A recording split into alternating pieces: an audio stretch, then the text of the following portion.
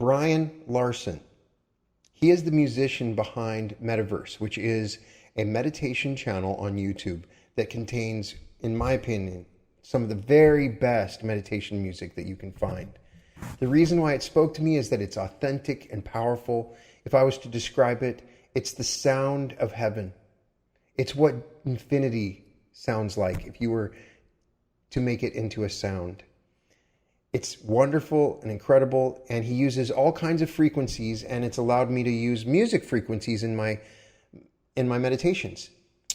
So I was really excited to get an opportunity to interview Brian, and he was so nice to spend some time with me and talk with me about his creative process and how he records and his spiritual awakening. Unfortunately, the interview got all messed up. The second half didn't record properly. I'm assuming that's for some positive reason. So some of our stuff you end up missing. We tried to recreate the second half of the interview once my microphone broke and then came back. And so we did. I did recreate some of it, but the second half ends up being kind of a little bit different than the first. We'll have to definitely bring him back again. So even though it's a little chopped up, it's still fantastic. And Brian's a super fascinating guy, and I highly recommend watching this interview. Welcome to the Reality Revolution. I am so excited. Today I have Brian Larson of Mettaverse. If you've had any opportunity to listen to any of my previous episodes with meditations or just deep dives, you'll notice the music has gotten 1,000,000 times better, and that's because I've been playing the Mettaverse in the background. And it's an interesting story. If you go on YouTube, there's hundreds of different meditation music channels, and they're all over the place. They're some really good ones. And from my knowledge of making meditation music, some of these 8-hour or 10-hour or 2-hour recordings, people can make them just on their computer in like 5 or 6 minutes. Mm-hmm. And so you can tell the ones that are kind of genuine. And then all of a sudden I came along to Mettaverse, and this music spoke to my heart. It's genuine. A lot of it sounds very unique. It's not just looped. You can just tell that there's a lot of time, effort that went into it. And so I reached out. I said, can I use one of your songs in one of my meditations? And Brian was gracious enough to allow me to do that. And then I started looking at some of his other songs, and some of these songs are just magical and wonderful. And you definitely get the Reality Revolutions Award for Best Meditation Music of 2019. Oh, it's kind of you to say.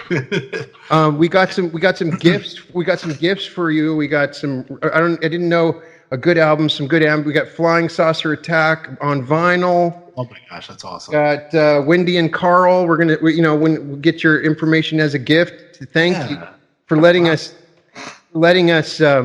play your music, because I'm so grateful. People have tried to, I was talking to somebody that doesn't listen. What kind of music is it? And it's like, if you were to explain what infinity sounds like. Oh my gosh, that's a great way to describe it. That's what it kind of is. It speaks to me. And so I reached out to Brian, and I wanted to talk to him about your process and about meditation. And you use music frequencies. People are listening to and meditating that are listening to my channel are using these kind of frequencies. And I wanted to get an idea about everything. So welcome to the Reality Revolution. Thanks, Brian. Yeah, it's good to be here. It's good to finally talk to you. We've been just, chatting back and forth on Facebook, and I've been listening to your meditations. I just, one of the reasons that, I jumped on it, when you sent me that first message, I started listening to your stuff, and I'm like, oh my gosh, this is really good stuff. I mean, your meditations are very well thought out. They're very deep, and I enjoy it. And I'm just, means a lot. I'm honored to have my music, playing to your we stuff. Deeply thank you. Thank you so much.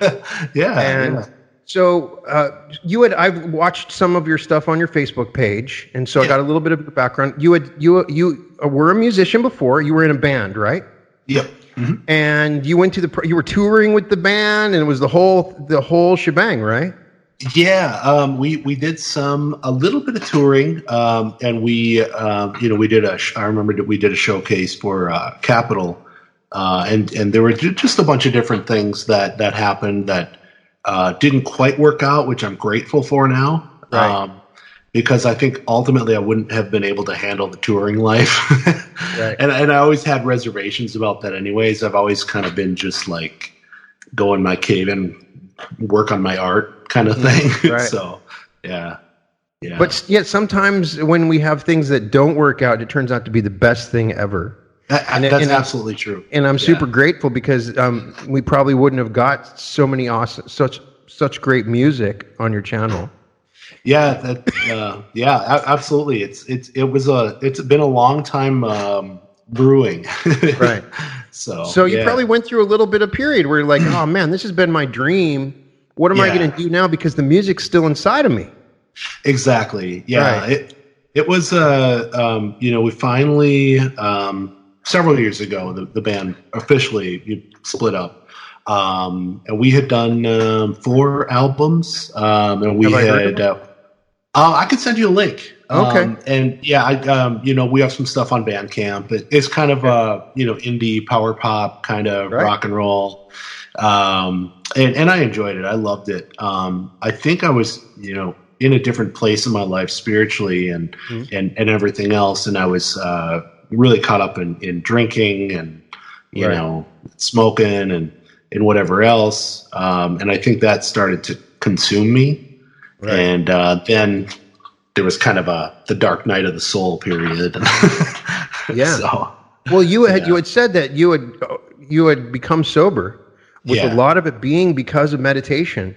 Absolutely. I just wanted to get your perspective on that. I mean, I've had a very similar experience, and bar none, meditation is the reason that I'm able to be sober. Oh yeah. What did it help you? How did it help you overcome that crisis? Because it is a dark night of the soul. For people that struggle with it, it's incredibly difficult, and it's a challenge. So how did that work for you? It was I remember specifically there was one night I was really, really having a hard time,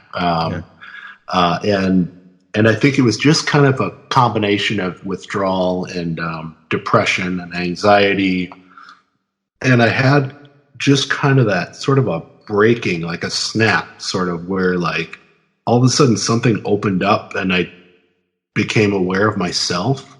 Mm-hmm. Sort of like I became the person watching myself go through this. If that makes sense. Oh, that makes all the sense in the world. Yeah. Yeah. And then, I think I always had this yearning that was just kind of dormant within me. And I turned to drinking and, smoking and, whatever else. Like I turned to that to kind of hide from that, to hide from myself, from the yearning. And I thought that would give me some sort of like, when I get high, I thought it gave me some sort of like, quick little temporary connection to something higher, some higher realm. Right.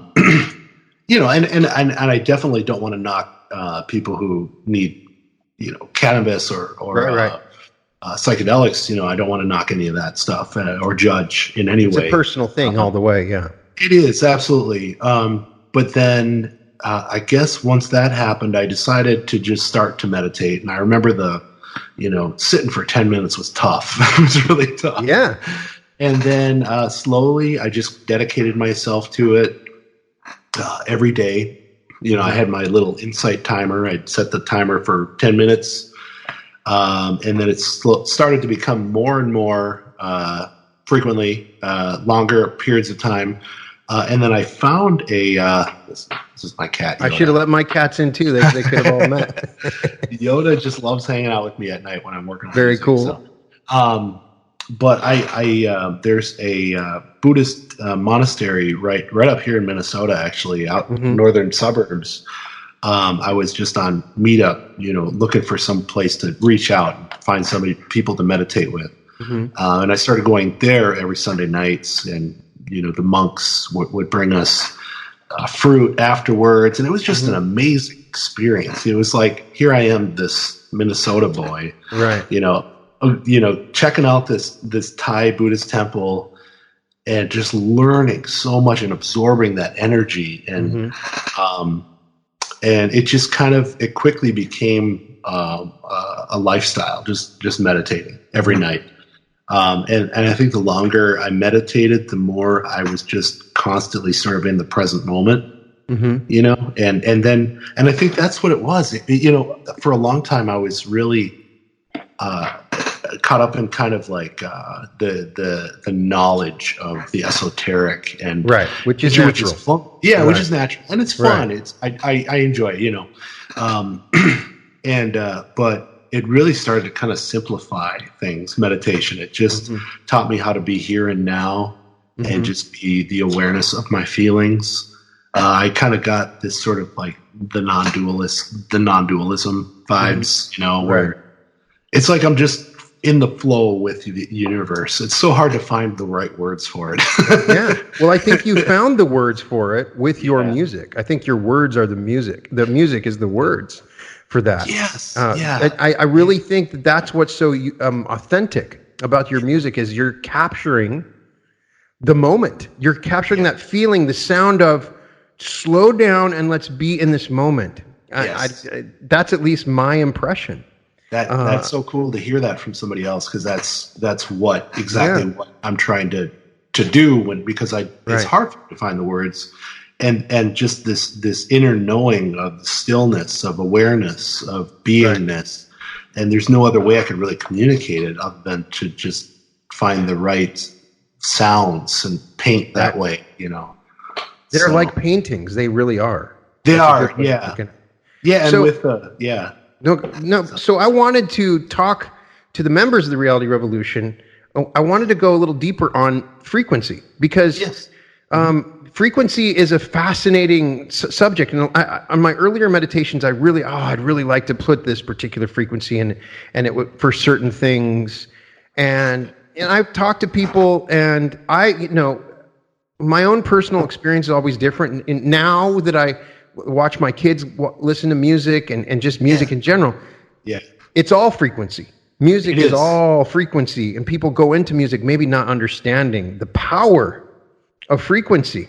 Exactly. And so let's step. You had recommended on one of your pages that I think tuning. Oh, you got it. I got it. Awesome. Really good start. There's a lot more to frequency than I was aware of. Yeah. And people don't understand it. When they say, "Oh, I want a high frequency," what does that mean? Because there's a lot of different high frequencies, and low frequency is not necessarily bad either. First of all, there's this whole range of frequencies, and I noticed on your channel you're not going through all the frequencies. You really have clued in on some specific frequencies that you really like to include in your music. Yes. You got the 423 and the 111, the 777 hertz. So let's start. When you first started experimenting with frequency, what was the moment where you realized, I really want to experiment with these frequencies? Tell me a little bit more at the beginning of that. So it started out with binaural beats. I have this app on my phone where at nighttime I go into like Delta or Theta. And just listen to binaural beats, and then I was like, "Why don't I incorporate that into some ambient music?" And then I started to research a lot more about 432 tuning and learned how to do that. Learned how to take my music, bring it into Audacity, and tune it down. Audacity's a software program, and tune it down to 432, and really started to dig into some of that. And it's deep. I mean, there's so much information. There is. And there's so many different takes on it. I mean, and I try to read what the skeptics say and read what the proponents say, and try to find that, try to find my, the way I understand it. And I think for me, it's more of kind of a heart-based understanding, and I think a lot of it is the way, the energy that's put into it. Right. And put into it. Yeah, and there's definitely right. Exactly, and there's definitely a science to in the 432 and to the solfeggio. There's a big history behind the solfeggio frequencies, and I'm only beginning to really dig into the nitty gritty of it. But the reason I'm starting to really switch to kind of the repeating numbers, the 11 or 111, and right. Is I see those all the time. Like right. I remember driving home from work, just in your everyday, yeah. I remember driving home from work and I saw an 11 or 111 on one license plate. I'm like, oh, that's cool. And then I was almost home and I saw another license plate from another car that was 111. Oh wow! Like what? That's crazy. And and it's just those things that happen, and right. I just kind of giggle about it, like. Well, yeah, absolutely. So, your most popular song is the Holy Frequency, the 111 hertz. Just such a beautiful song. And if I was to describe it, maybe I'll do an intro before this and play some of your music. But it sounds like what heaven sounds like. Like if you were to say, tell me what heaven sounds like. Well, just listen to Metaverse's track 111HZ, Holy Frequency, and that's what heaven sounds like. Right. And it's it's the kind of song it gives you goosebumps. I don't know what it is. It's one of those things. Now you're capturing angelic songs through your software. Tell me a little bit about the process, because you have about 2 or 3 songs that kind of and they all use different notes. Yeah. Where it's kind of that. I can't explain it, but it's an angel. If they were just kind of doing the kind of like that, Yeah. So is that from software? It sounds to me like a recording. It doesn't sound digital. Right. And that's the thing. I do have my keyboard, and I have some different plugins through my DAW. I use Studio One, which is kind of a version of Pro Tools. And the keyboard, I'll try that gives me the freedom to put down the notes that I'm imagining. Right. But I also have kind of a database of just samples of vocals that I purchased from a artist named Holly Drummond. Okay. And her voice is beautiful, and that's her voice. Yeah, and so I mix that in with the tones. Right. That I kind of generate, and I create my own samples, and I just kind of mix things together, and it just kind of like it's almost like it's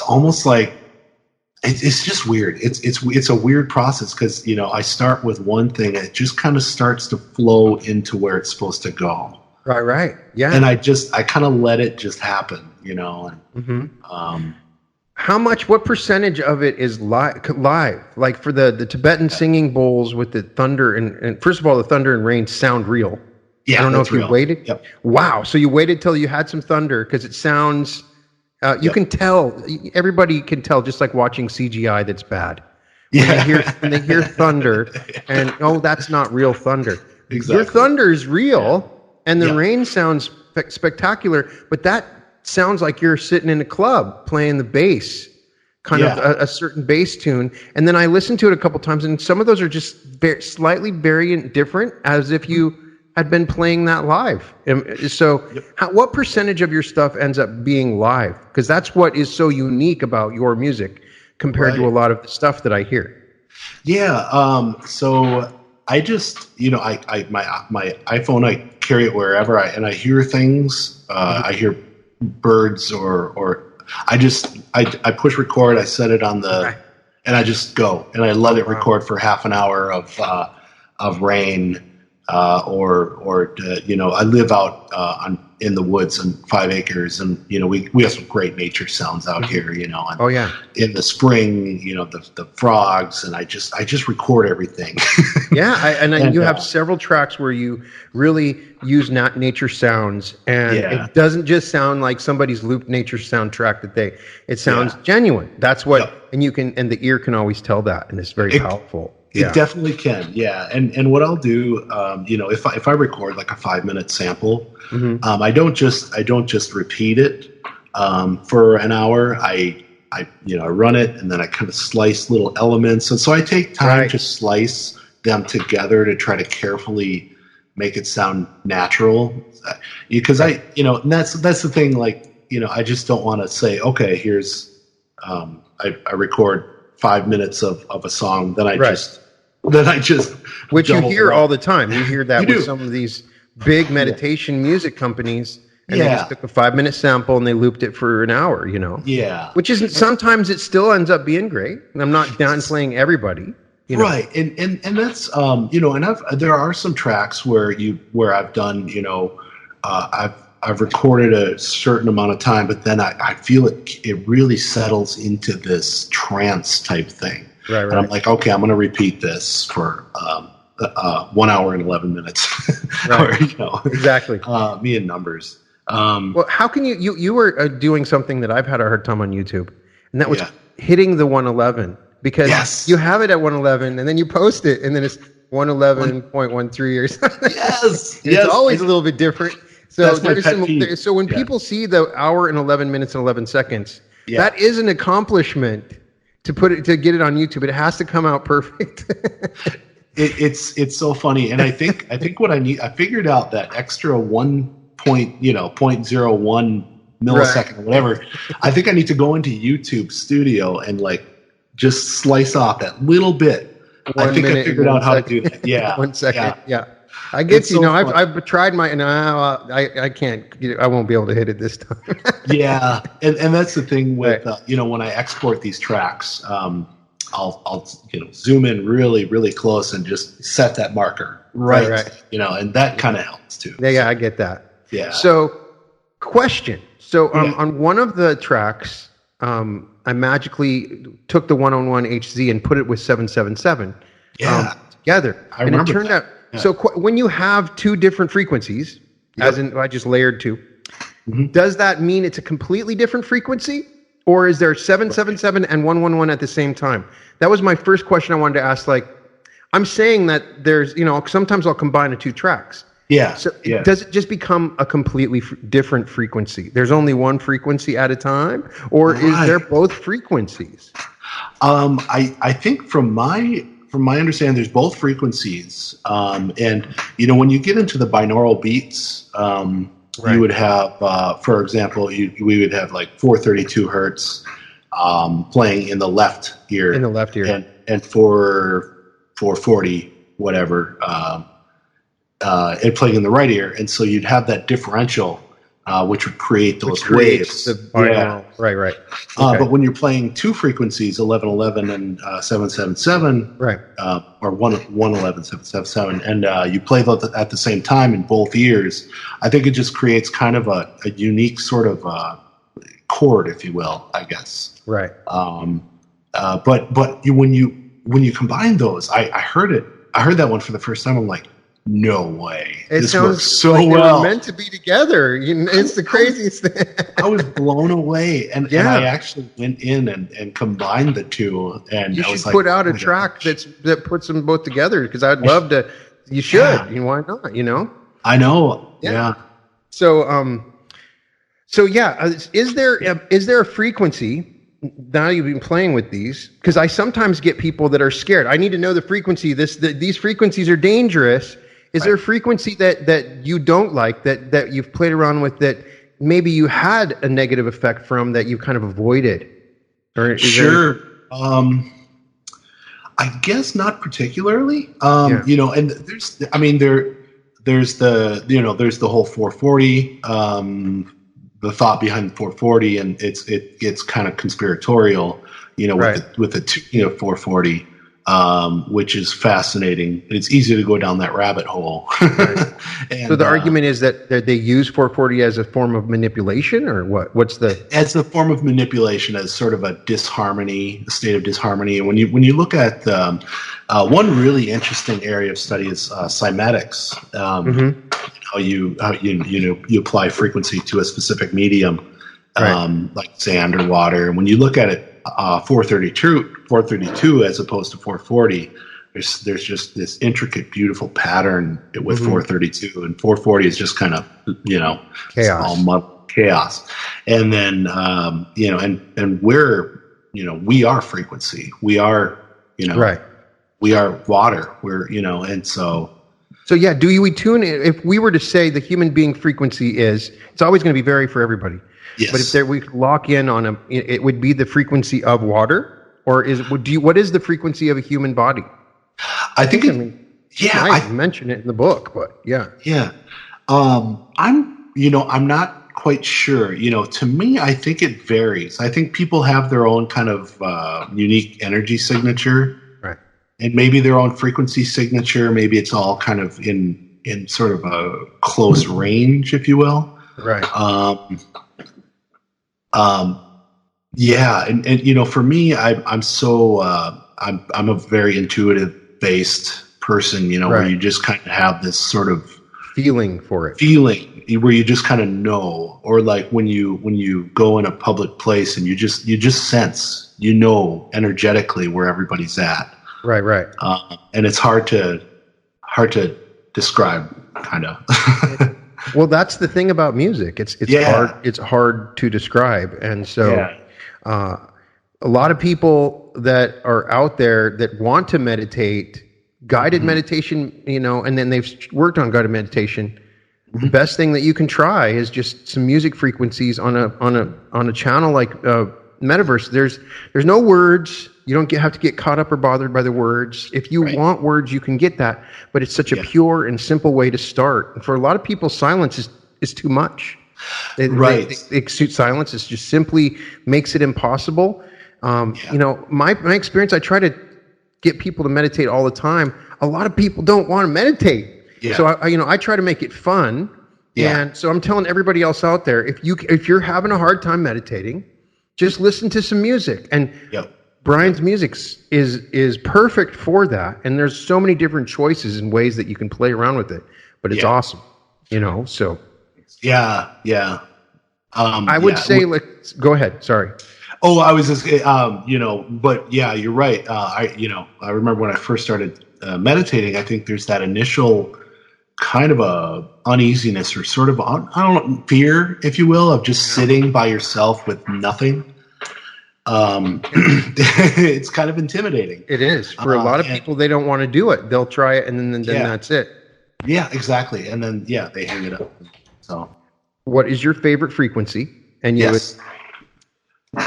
I did say 111 is my favorite frequency because I have so many of those synchronicities where I'm seeing repeating digits, and there's something about it that just really kind of resonates, I guess. So and 777 because I was born in 77, so I've always been just one of those things. So. Another weird coincidence I just realized. I just interviewed Cynthia Sue Larson. Yeah. You have the same last name. So just making sure everybody knows, Brian Larson is not related to Cynthia Sue Larson. So there's two Larsons there coming up. Right. So then we were talking about some different experiences we had. And Brian told me that he had actually witnessed a UFO. And so I wanted to get your story on that. So you were driving along with your friend. Yeah. We were driving, we passed over the Mississippi River. Mm-hmm. And I was with a friend of mine. I will have, they'll remain anonymous, but they've had, they had in the past some pretty high level top secret security clearance, which might be one of the reasons why we got contacted by somebody else, which I'll mention in a few minutes. But we saw, he looked off to the right. We were crossing the bridge. He looked off to the right in the sky. He's like, man, those 3 helicopters are flying really low.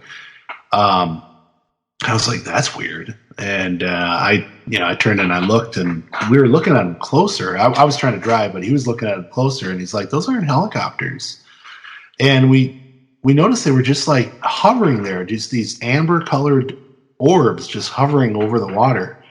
And then I'm like, you know what? I'm going to pull off. And so I pulled off as soon as I could.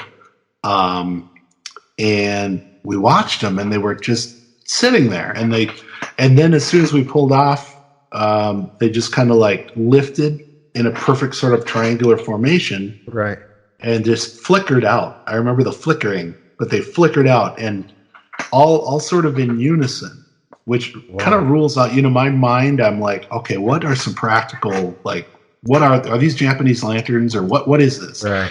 But Japanese. It was just a ball of energy. Was it mechanical? It just seemed like a ball of energy. Right. Just kind of like they were amber colored orbs, if you will. I guess my friend seems to think it was a triangular craft. That works to get with all three are required for the same. Yeah. Okay. Which reminds me of the whole TR3B craft. That a lot of people have reported. Right. But I tend to think they were just like independent orbs. But well, that's the right. Yeah. But it's just so cool. And what we were just talking about was there. It feels like that there is a link with some of this stuff and consciousness, like this stuff might be coming from another dimension. Yeah. And then we were also talking about how we've had visitations from other people, and you had told me your story about your father, and I wanted to get them to hear that story again. Yeah. So 5 years ago, my father took his life. He was struggling with depression most of his life. That was a pretty devastating time. I'm so sorry. And I after that happened, I was pretty beside myself. I had one final big relapse, and almost lost my life. But something kind of pulled me out of it. My support network, my family, thankfully, when you were that, it's a side comment. When you're that close to like losing your life, and all of a sudden you're here, you're back. You're like, oh my gosh, I'm alive. Every day is a gift. Yeah, and it's like you kind of all of a sudden get sort of this fearlessness, Yeah. Anyways, so after that happened, about 3 weeks, less than a month later, I was laying in bed in the morning. And just kind of laying there, I started to hear my son cry, and he was, what was he, about 2 years old? No, he was younger, maybe a year old. And I'm like, oh, okay, all right, he's crying. I got to get up. And then all of a sudden I felt this tap on my shoulder, just this, something. It was substantial enough where I'm like, okay, this isn't like a muscle spasm or something. This is like a real tap. And then I just heard this kind of, this go get your son kind of thing right here. And I just kind of, when things like that happen, you don't really process it right away. No, you're just like, you don't really know how to process it. Oh my gosh, I get goosebumps talking about it. But that was crazy. Right. And there were other occurrences. Yeah. That were just like, something's going on, Yeah. So it's part of that awareness when you start going through that process of meditation. This is so sad because we had such a fantastic conversation for about 30 minutes that we didn't record it. But it's actually right now just trying to recreate some of these conversations, but. Yeah. We also talked about your creative process. I wanted to make a meditation on creativity, and I just wanted them to get a little bit idea of how a song comes to you and how you follow that your creative muse when you have a song. Yeah. When you create a song. Yeah. I think. I guess this will help me refine my answer a little more second time around. So I think what the best ideas come from, they come when you just kind of set your mind in the background and just use it as a tool, but you let it flow through kind of this heart space. You let it flow through that awareness, that sort of that beingness. the singularity. I don't know. There's so many terms for it, I guess. But it just happens. It just flows through you. It's like the best songs are like, that wasn't me. I don't know how that happened. Like I just kind of used my brain as sort of a tool to work out the technicalities of something that was already supposed to happen in the first place. It's like a meditation, just the process is like a meditation as well. It is, absolutely. Absolutely. Yeah. It's just kind of like the song was always there. You just had to just clear away the stuff to reveal it. And you have several songs like that. Like I was listening to 528 Solar Winds. Oh yeah. I was like, I don't think I've ever heard that. It's such a simple sound, but it just resonates. It's something like, it's like I've heard this before. This is like a famous song or something. Something about it. I don't know. I can't explain it because I can't think of another meditation song where I've heard that. And you had to have been like, this is a song that I need, to take from the ether and put it out there. Yeah. I mean, as crazy as it sounds, I mean, it does feel that way to me when I'm making these. It just kind of feels like it's coming from another aspect of maybe some other aspect. It's just kind of, it's coming through me, That's so awesome. And I'm just using kind of my past accumulated musical skills to just, just reveal it. That's something that's already supposed to be there. So, yeah. So we covered that. We covered, I'm trying to, and I had asked you if there was a meditation that you wanted me to create, and you had, we talked about out-of-body experience, doing some kind of astral travel meditation. Yep. Astral travel, I think, just fascinates me. I mean, for a long time. Let's go back. You had said that you have experienced astral travel, just a minimal amount, just where you were outside of right. So tell me about it a little bit. Sure. So there were times I'd be deep in meditation, and all of a sudden I just kind of pop out behind myself, and I just was like, I'm just observing it. And the thing that I think is important for me, at least when I experience these things, or when I experience those crazy synchronicities that are like, this is bizarre. I just have to kind of watch it happen and just humbly like, that's cool. That's it. Just cool. Like you can't make too big a deal about it. Exactly. Right. Exactly. You can't make once you do, then it becomes something else. But it's still something that deep down you're like, wow, something very special and crazy just happened. It's a profound moment when those things actually happen, and they're just not they're not something that you talk about or you theorize or you hear about.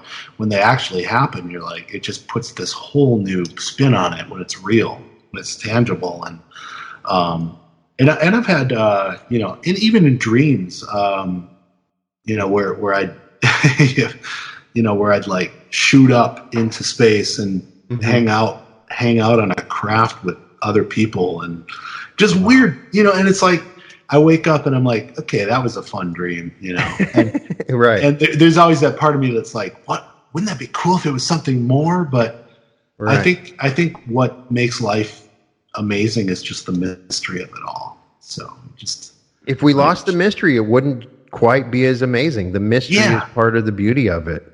And that's what I've grown to really appreciate that and love that, even just having the precognitive dreams, where the next day certain things. So we might be repeating ourselves. I don't know if I talked about it before we had to restart, but I asked you. Yeah. So I asked you about something wonderful, a miracle that you'd had happen, and then you had. Right. So if we are repeating ourselves, I'm sorry about that, but basically captured the brunt of what we talked about, and we might have missed some stuff, but the key is, I just want everybody to know that there's the great place for you to get meditation music is on Mettaverse channel. You'll find the link on this episode, and I want to thank you again for being so gracious, allowing me to play your music on your channel. And I really hope that we talk again, especially when your album comes out. Let's just plan on having another episode. We can go over your tracks, and email me anytime you want me to do any kind of meditations with your music or anything like that. And just thank you. Thank you so much for speaking to my soul and all those people out there that have heard your music. It means a lot. I appreciate it. Means a lot to me, Brian. It's great to finally chat with you, and sure. I appreciate your meditations and the work you do. And when you're visiting your sister in Minneapolis, come on up, and I'll do it for sure, 100%. We'll hang out. We'll have iced tea. Iced tea, that's right, iced tea. Yeah, heck yeah. All right, thanks so much, and welcome to the Reality Revolution. Thanks, Brian. Thank you so much.